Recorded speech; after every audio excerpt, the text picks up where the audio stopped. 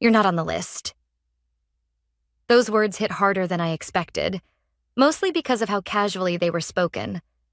The event planner barely looked at me as she held the clipboard between us like a shield. Behind her, the glittering hotel ballroom was alive with clinking glasses, laughter, and the soft echo of jazz drifting from the live quartet near the stage. I blinked. Could you check again? Ashley Carter. I'm with the strategy division. Her mouth twitched, a rehearsed, almost apologetic smile. Sorry, this is for select leadership and award recipients only. I didn't say anything at first. I just stood there on the sidewalk, heels sinking slightly into the snow-softened carpet leading up to the entrance. The January air bit at my skin, but the sting in my chest was worse.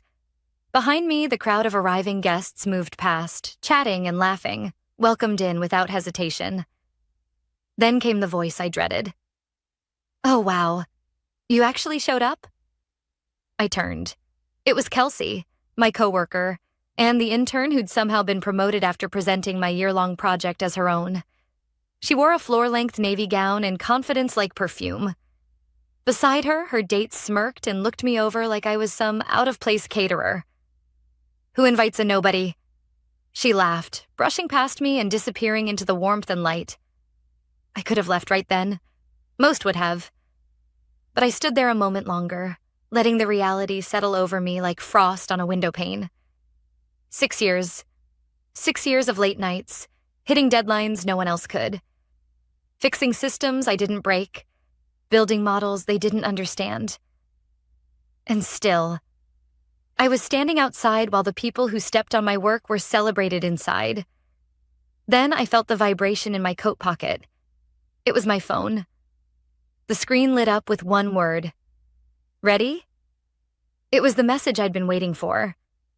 I didn't hesitate. I hit send and walked away. Before I tell you what that message did, before the calls, the chaos, the fallout, I want you to pause. Just for a moment. Have you ever stood outside something you helped build? Watched from the cold while others drank the wine you bought? Wore the clothes you ironed? Delivered the speech you wrote? If you've ever been overlooked, undervalued, or called a nobody by people who only succeeded because of you, then this story is for you. Because what happened next changed everything. My name is Ashley Carter. Until that night, I was a senior strategy analyst at Ethereum Logistics, a rising disruptor in the supply chain industry, as the trade magazines like to call it. And for most of my career, I believed that hard work was enough. My background wasn't flashy. I didn't go to an Ivy. I wasn't related to a board member. I didn't flirt with executives during Friday happy hours. I just delivered, over and over. I had built a simulation model that saved the company $2.6 million in Q3, caught a forecasting error that would have tanked a seven-figure client deal, created the real-time optimization algorithm that, ironically, was being celebrated at that very gala. But none of that mattered the day Dominic Foster became our new VP. Dominic was the kind of leader who used charm like a blade. Smooth in meetings, sharp in private. He praised ideas in public, then dissected you in one-on-ones. And somehow, Kelsey, the intern, was always nearby. She started sitting in on meetings she wasn't invited to, echoed phrases I'd used in private Slack messages, quoted numbers only I had analyzed. At first, I thought it was coincidence. Then came the board meeting in October. I wasn't invited. But Kelsey presented my model. Word for word. My charts, my metrics, even my color coding. And Dominic beamed with pride as if she were his protege. I said nothing that day. But I stopped sharing after that. Stopped trusting. And I started planning. Over the next few months, while they celebrated wins built on my work, I started building something else. A backup plan? Number A, new path. I began documenting every file, every version history, every Slack thread, time-stamped, archived, secured on an encrypted drive not linked to any company system. I started contacting people. Quietly. People who had left the company. Some pushed out, some burned out. People like Jonah from Data Ops who built the forecasting module before Kelsey even joined. Or Priya from client strategy, who was mysteriously laid off after closing our biggest contract of the year. What we uncovered? A pattern. A culture of exploitation disguised as excellence. And so we began building something of our own. Something better. That night, as I walked away from the gala, snow crunching beneath my heels, I felt nothing but calm. I had sent the message. Not to my manager, not to HR, to the legal team, the media contact, and most importantly, to our top 5 clients, each of whom had expressed growing frustration with our new direction. Attached proof of theft, of misuse, of lies, and a very simple proposal. The next 30 minutes would change everything, but I didn't wait around. I just kept walking. I didn't even make it to the subway station before the call started. 1, 2, 5, 11, 38. The screen glowed with names I knew too well. Dominic, HR, the COO, even Kelsey. I didn't answer a single one. Not because I didn't want to, but because I already knew what they were going to say. I'd heard it all before. It's just business. You're a team player, right? This isn't personal. But this time it was. Deeply personal. Because they hadn't just taken my work. They'd taken my voice. My credibility. And when they locked me out of that gala, they made one final mistake. They underestimated me. When I got back to my apartment that night, I didn't celebrate. I changed into sweatpants, tied my hair back, and opened my laptop. It was time to confirm what I already suspected. The documents had been opened, downloaded, forwarded, screenshots had been taken. The metadata told me everything. I logged into our secure workspace, ours, not theirs, and saw the green light flash. Connected, Jonah, Priya, Elise. We were live. Status? I typed. Priya responded first. PR. CFO forwarded the client memo at 8:11 p.m. Legal read the report at 8:17. Dominic opened the contract audit log. Jonah chimed in next. JN. One of the clients, Westline Freight, asked for a meeting tomorrow morning. They saw your offer. Looks like they're ready to talk. I stared at the screen, heart pounding not from fear, but clarity. Every move we made was within bounds. Every document cited public performance metrics, internal reporting files I had access to, and client-facing data I had personally developed. And most importantly, every innovation they were parading around had my name stamped in the file history. Let me be clear, I didn't want to destroy anyone. I didn't want revenge for its own sake. What I wanted was simple.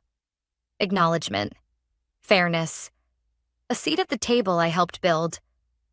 But when every door slammed shut, I realized I didn't need their table.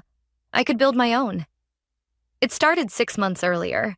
The company had begun shifting its structure, or so they said. Realigning, Dominic called it. New faces appeared in high-level meetings. Titles shifted without explanation. People were promoted without performance reviews. Some teams saw layoffs. Others, like ours, saw sudden growth. Just not for the people who'd earned it. The warning signs were everywhere. Priya had been leading our international client portfolio for 3 years when she was pulled off a major deal and replaced by someone with a fancier LinkedIn profile. She protested. 2 weeks later, her position was eliminated. Jonah, the data ops lead, built the system we all relied on for logistics efficiency. After requesting budget for upgrades, he was suddenly demoted and reassigned. No explanation, no justification. The message was clear. Loyalty doesn't matter. Politics do. I began archiving everything. Not in secret, but in silence. Quietly. Diligently. I stored version histories, email receipts, meeting logs. I tracked deliverables and who presented them. And when the intern, Kelsey, started showing up to meetings quoting slides I hadn't shared with her, I added timestamps to everything I built. I never accused her, never confronted her. I just prepared. 3 months ago, I reached out to Priya and Jonah. Not with accusations, but with a question. If you could build a company from scratch, how would you do it differently? We talked for hours, then weeks. Then we began sketching. We weren't naive. We weren't planning to build a billion-dollar empire overnight. But we believed in something simple. A company that didn't reward exploitation. A company where impact outweighed title. Where talent wasn't wasted under middle managers obsessed with optics. We built the framework. Then we filed for an LLC. Under a name that meant something to all of us. Verdance, from verdant, meaning fresh growth after a long winter. Back in the apartment, the messages kept coming. Dominic. Ashley, call me immediately. This isn't how professionals handle things. Kelsey. I didn't know the whole story. Can we talk? Please. HR. This matter has escalated. We'd like to invite you for a formal meeting. I shut the laptop. It was too late for apologies, too late for warnings dressed up as diplomacy. They'd called me a nobody. They'd laughed, toasted inside while I stood in the cold. And now, they were scared. The next morning, we met with Westline Freight in a private video call. I presented our alternative system, more transparent, more efficient, more agile than anything Ethereum currently offered. They didn't hesitate. We've been waiting for someone to build this, the VP said.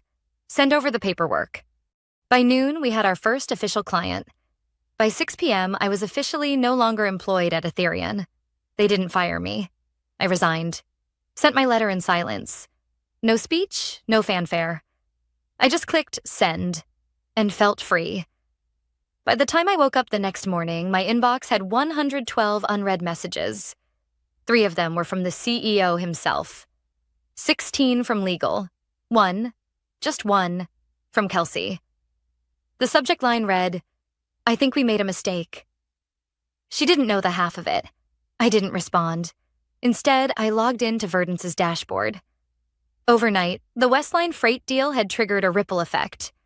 A second client, Atlas Port Group, reached out after someone in their procurement department saw our presentation slides, likely forwarded by a frustrated contact on the inside. They wanted a meeting. That afternoon, I met with Jonah and Priya in the co-working space we were renting by the hour.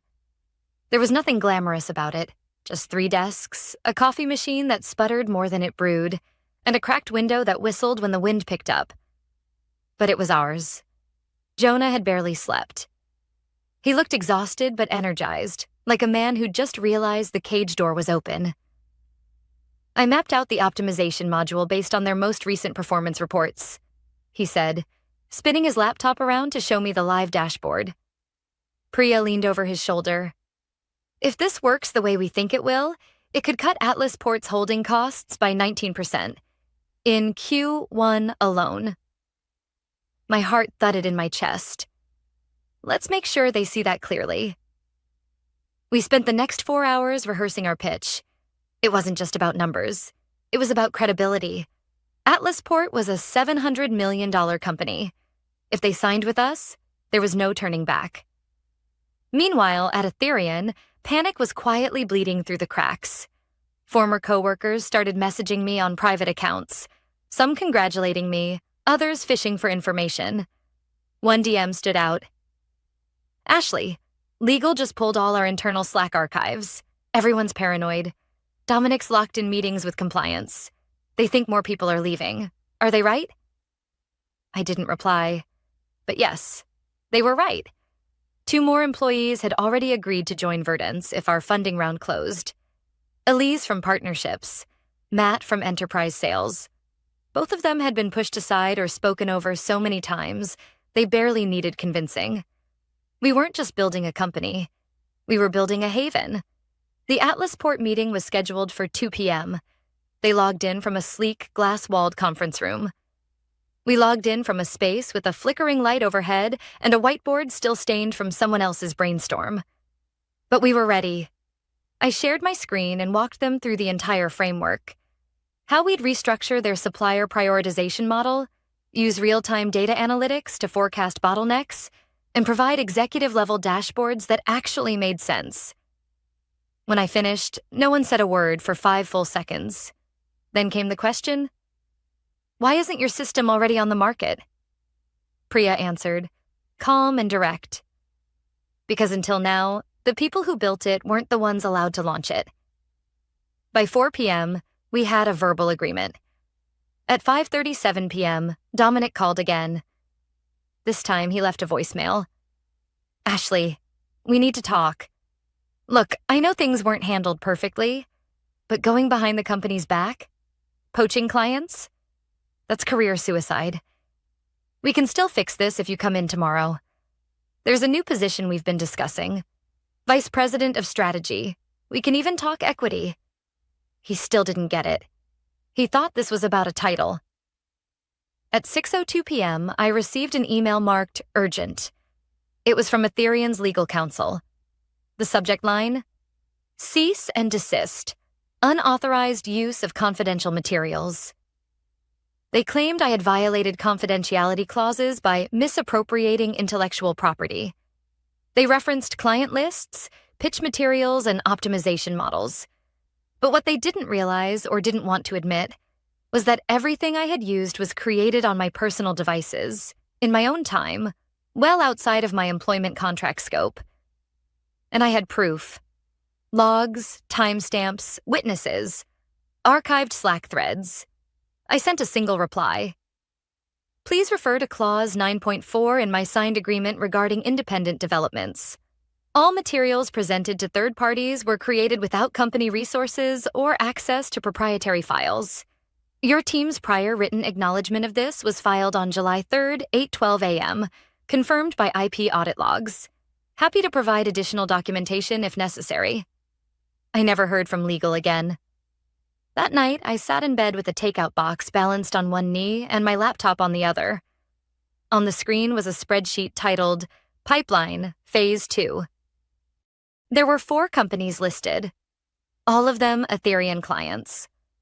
All of them had experienced recent issues: slow implementation, poor communication, tech stagnation. And all of them had previously reached out to me directly with questions before Dominic had ordered them redirected to someone more senior. Now they were circling back. Not because of a grudge, not because of drama, but because they wanted solutions. Real ones. At 11:48 p.m., I got one last message. From a number I didn't recognize. "They're losing it. Kelsey's crying. Dominic's office light has been on for hours. You've shaken the whole place." No name, no signature. Just someone watching the fallout from the inside. I stared at it for a moment, then locked my phone and closed my laptop. Tomorrow, we'd meet with our third potential client. And this time, we wouldn't be renting by the hour. 2 weeks after I stood outside that gala in the freezing cold, we secured our third client. We signed the contract inside our first actual office space, a converted third-floor walk-up above a shuttered tailor shop downtown. The floor creaked. The windows stuck. The heating was unreliable, but I didn't care. It was ours. The contract was with Eastridge Freight Solutions, one of Ethereum's most profitable mid-tier accounts. They had quietly reached out to Jonah after reading about our deal with Atlasport. The email said, "We've been concerned with declining service levels. We'd like to explore alternatives." It was only one sentence, but I'd read it 5 times. Eastridge moving their business? That was the first sign Ethereum had a real problem. And still, they didn't understand what was happening. On the 3rd Friday of that month, the story broke. We had just finished a late strategy session. Jonah was ordering pizza. Priya was running through implementation timelines. When my phone lit up. Breaking. Internal shakeup at Ethereum Logistics amid client departures and former employee startup buzz. The headline hit Tech Today, then spread like wildfire. Within the hour, 4 other outlets picked it up. Our inbox was swamped with interview requests. LinkedIn exploded. Even a podcast host I'd never heard of messaged me asking for a guest slot. I didn't post anything. Not a statement. Not a tweet. We didn't have to. The next morning, I got an email from Rebecca Lang, a senior associate at Weston Capital. She'd seen the press, reviewed our background, and wanted to set up a call. We met Monday over Zoom. She was sharp, concise, and didn't waste time. "I know early-stage funding isn't your focus yet," she said, "but if you're serious about scaling, we'd like to be involved. Your market fit is unusually strong for this stage. And the founding story, let's just say it resonates. She wasn't wrong. I told her we'd think about it. The truth was, we'd been bootstrapping, pulling from personal savings, side consulting gigs, and modest monthly retainers from our clients. But funding would change the game. The question was whether it would change us too. Meanwhile, Ethereum was in full containment mode. One of my former coworkers, Elise, forwarded a company-wide email she'd received. It was from Dominic. Subject: Navigating change with strength. We've experienced some recent transitions that have sparked external speculation. Please remember, we remain committed to our values of innovation, collaboration, and excellence. No single individual defines our success. Translation: Panic, thinly veiled as control. But behind the curtain, the numbers told a different story. 4 clients had left. 2 large enterprise deals were now on hold. Half a dozen key staff had either resigned or gone silent, likely planning their exits. Their stock dipped 11% in 10 days. Then came the meeting with Weston. Rebecca and 2 partners offered us a $1.6 million seed round on a clean term sheet. No grabby clauses, no creative equity traps. I should have been thrilled. But I was cautious. We spent the weekend reviewing the offer. Every detail. Every clause. I'd seen too many companies gain traction only to become swallowed by the same politics they tried to escape. That wouldn't happen here. Priya said it best. We didn't leave one broken machine just to build another. We negotiated for founder-controlled governance, non-dilutive grants for our first hires, commitment to inclusive hiring practices written into our operating agreement. They agreed. We signed the term sheet Monday morning. Verdance officially had funding.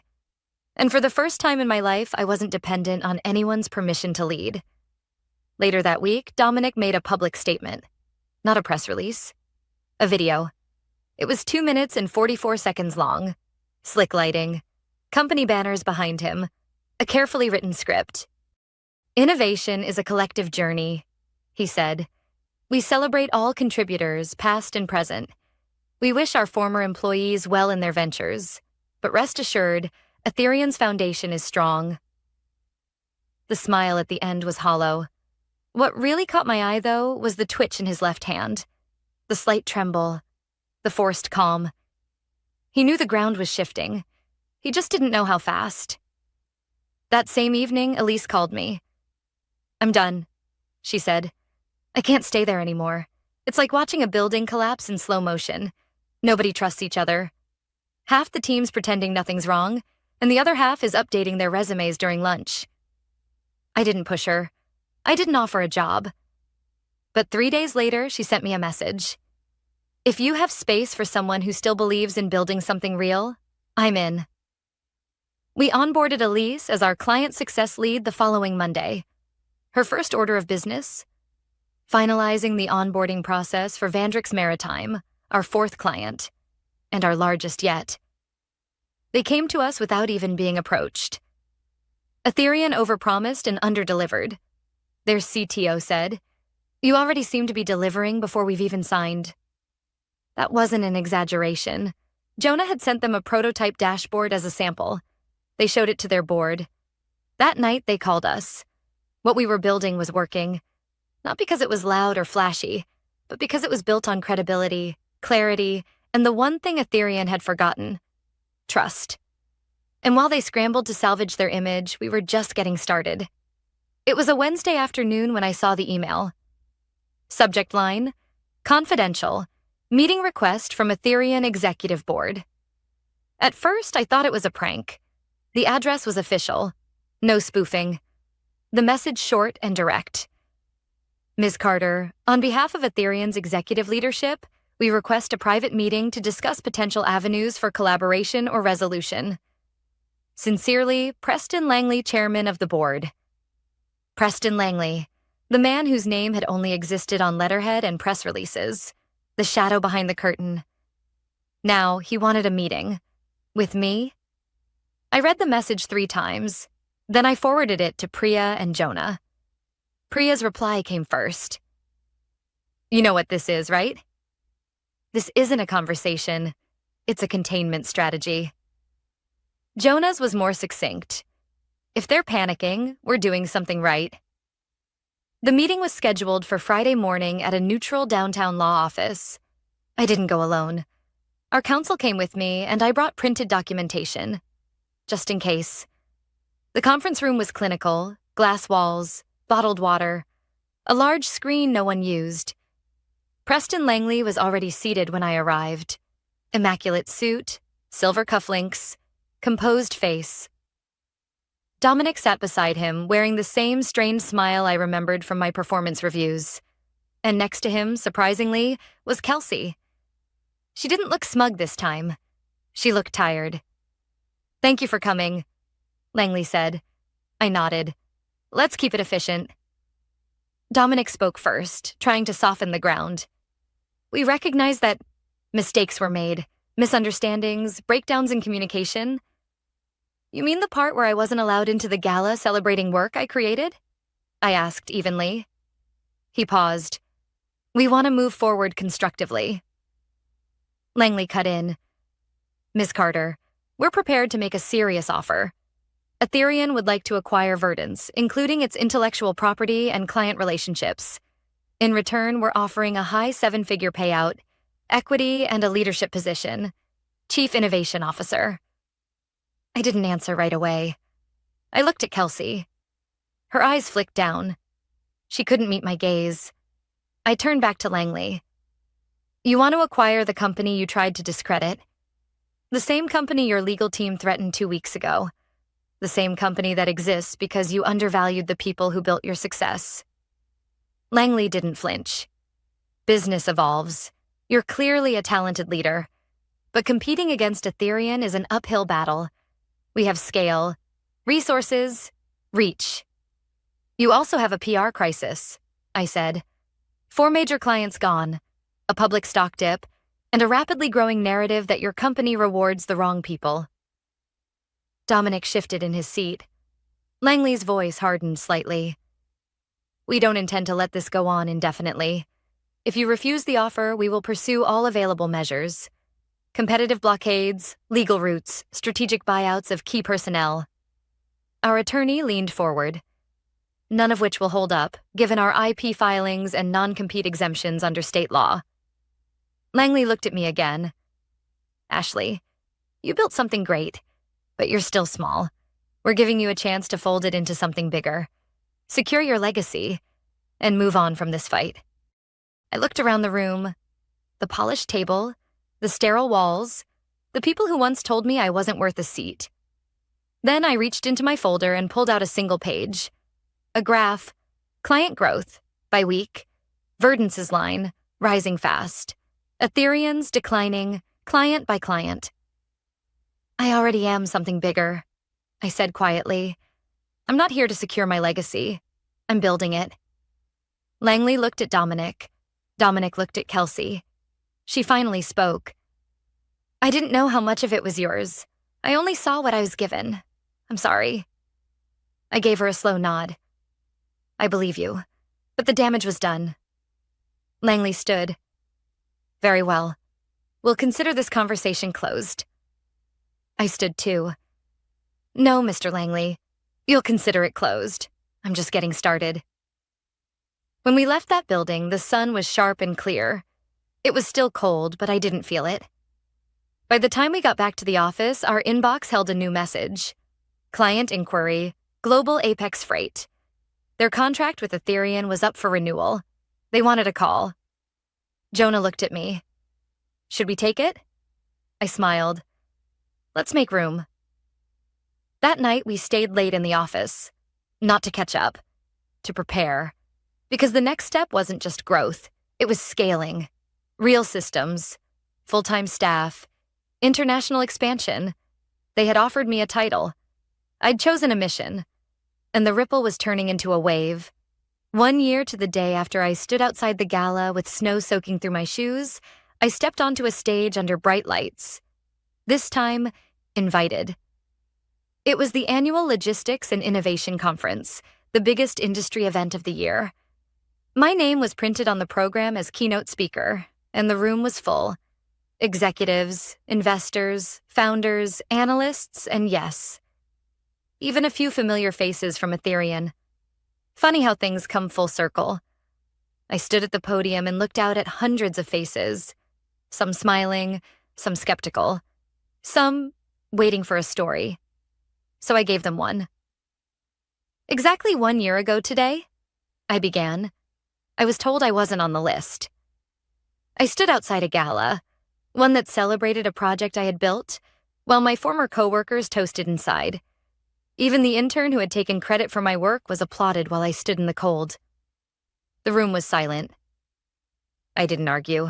I didn't knock on the door. I just pulled out my phone and pressed send. You could feel the shift. Some leaned in, others nodded, just slightly. The quiet recognition of being excluded, of being overlooked. I didn't spend the speech attacking Ethereum. That wasn't the point.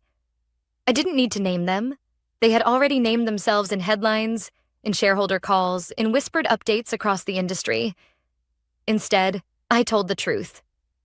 How Verdance had started with 3 people in a co-working space and grown to a team of 42. How we had launched with 0 external funding and now operated in 3 countries, serving 12 major clients, 7 of whom had once worked with Ethereum.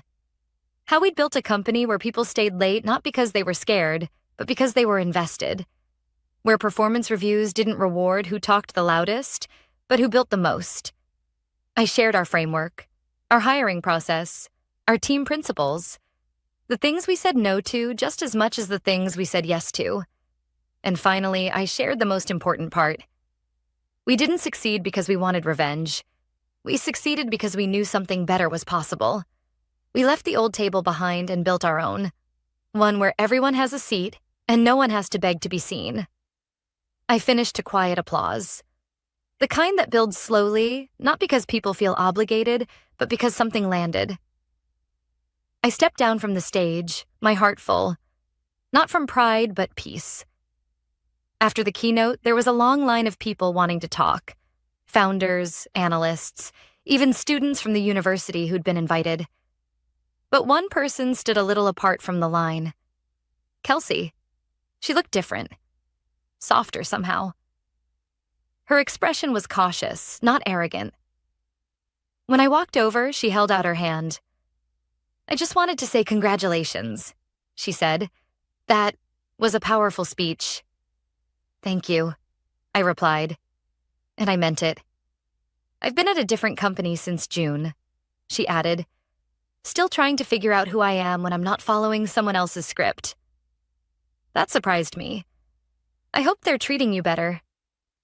They are, she said, but I needed to hear this today. I gave her a small nod. We all start somewhere. What matters is where we decide to go next. She smiled. Good luck with Verdance. I looked around the conference center. My name on banners, people holding Verdance-branded folders, our booth crowded with curious attendees. We don't need luck, I said gently. We just need the chance to do what we were already doing all along, just in the right place. The next week, Verdance closed its Series A funding round. $8 million, led by one of the same firms that had once passed over my resume without a second look. We opened new offices in Austin and Rotterdam, hired our 50th employee, hit a profitability milestone ahead of schedule. But none of that was what stuck with me. What stuck with me were the emails, dozens of them, from people I didn't know, analysts, designers, account managers, former interns, people who'd been told they were just something, just a junior, just support, just a number. Your story made me quit my job. Your keynote made me rethink what kind of leader I want to be. You reminded me I'm not crazy for wanting respect. And this one. Thank you for showing us that being excluded doesn't make us less valuable. It just means we were never meant to stay there. Sometimes I think about that night. The cold, the laughter through the windows, the sting in my chest. It doesn't hurt anymore. Now, I think about the people inside that ballroom, And I wonder if they ever realized how close they were to keeping me. If someone had just said, "Hey, you deserve to be here," maybe none of this would have happened. But I'm glad they didn't, because being pushed out forced me to stop asking for space and start creating it instead. The real victory wasn't taking clients or headlines or market share. It was showing what can happen when you stop trying to squeeze into someone else's version of success and start building something of your own. Not in spite of being excluded, but because of it.